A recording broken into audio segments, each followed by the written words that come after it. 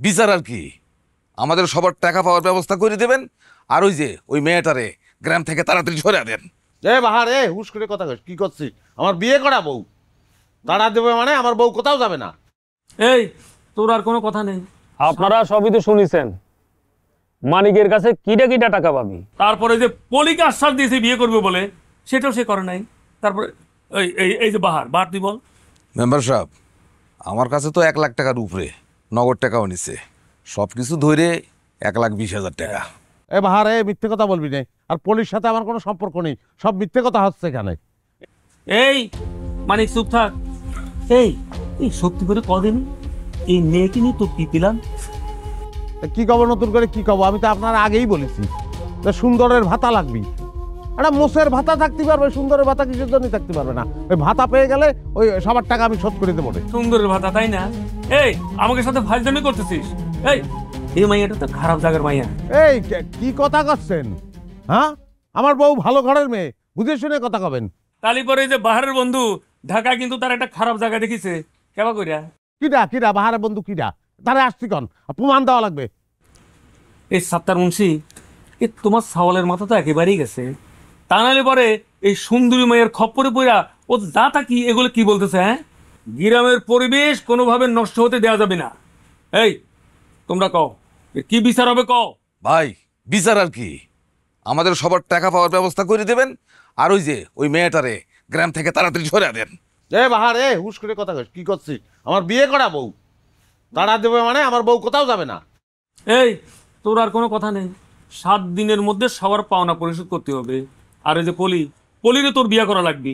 এই যে মেয়ে, তোমার আর বেশি কিছু করছি নে, তুমি যেখান থেকে আইছো সোজা ওইখানে চলে যাও, বুঝছো? মেম্বার সাহেব কথা বললি তো হবে না, আমার বিয়ে করা বউ, আমার বউ কোথাও যাবে না, আমার বউরে এই বাড়ির থেকে কেউ তাড়াতে পারবে না, যাবে না ও। আমি আপনার সাথে আর থাকুম না, আপনার কোনো দোষ নাই, সব দোষ আমার কপালের। আপনারা যেহেতু আমার চরিত্র নিয়ে কথা তুইলাই ফেলছেন, জানি আপনারা বিশ্বাস করবেন না, তাও কিছু কথা আমার বলা লাগে। আমি আমার সৎ মায়ের কাছে বড় হই, কখনো মায়ের ভালোবাসা পাই নাই।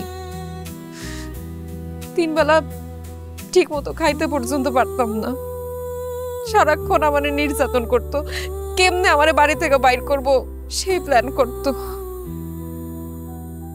কোনো উপায় না পায় আমার সেই মা একটা বাজে ছেলেরে আমার ঘরের মধ্যে জোর করে ঢুকায় দিয়ে আমার ফাঁসায় দেয়। এরপরে আবার বিচার হয়, সেই কারণে আমার নির্মম ভাবে মারে। আমি এই জীবন আর রাখতে চাই নাই, চাইছি নদীতে ঝাঁপ দিয়ে আমি নিজের জীবনটা শেষ করে দিব।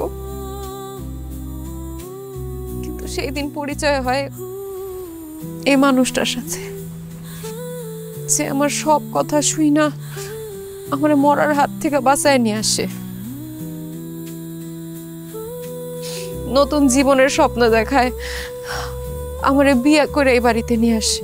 অথচ আমারে নিয়ে এইখানে কত গল্প তৈরি হয়ে যায়। একটু বাঁচার জন্য ওনার হাতটা ধরছিলাম, কিন্তু আমারে নিয়ে তো এত সমস্যা, এত দেনা। আমার কাছে এই কয়টা জিনিসই আছে, এডি বেচছে আপনারা আপনার টাকার শোধ নিয়ে আনেন। মেম্বার সাহেব, এইটা ঠিক যে আমার সাওয়াল আমাকে কাউরে না জানায় বিয়ে করে নিয়ে আসছে, কিন্তু এই মেয়েটার আমার ভালো লাগে গেছে, ও আমার ছেলের বউ। মানিকের মা যা কইছে ঠিকই কইছে। চাচা, তোমরা দুজন যখন তোমাকে বউ মানে নিয়েছো, তাহলে পুরো আমাকে তো আর কোনো সমস্যাই থাকে না, তাই না? আরেক কান কথা, যার যে ধার দেনা আছে আমি কালকের মধ্যে সব পরিশোধ করে দেবো। আলহামদুলিল্লাহ, তাহলে তো সব ঠিকই আছে। এই তোমরা এখানে বসে থাকো, আসো, চলো চলো চলো, এই আসো আসো। এই পুলিশ